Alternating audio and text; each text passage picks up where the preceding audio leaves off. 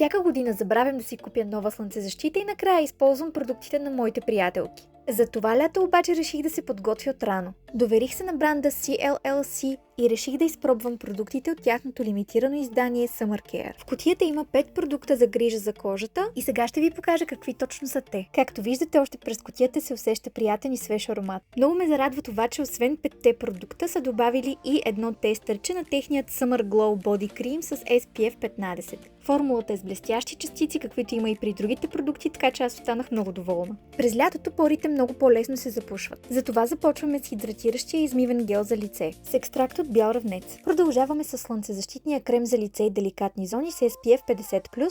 Формулата е обогатена с квалан, урея и бизаболол. След това имаме средиземноморски хиалуронов бустер за лице с натурален морски колаген и еластин.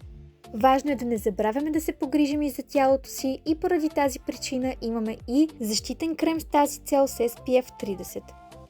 Най-очакваният от мен продукт беше ето това сухо олио за тяло с блясък. Нямах търпение да изпробвам продукта, така че още сега ще видите как изглежда на моята кожа. В този момент напръсках всичко около себе си с сухо олио, но си струваше, за да видите все пак как изглежда. Има съвсем лек потъмняващ ефект и ускорява придобиването на тен.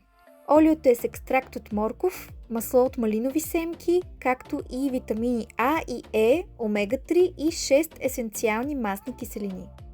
Скоро ще ви покажа каква е консистенцията и на другите продукти, а ако проявявате интерес, ще споделя с вас и как са ми подействали. Официално съм готова за летните дни.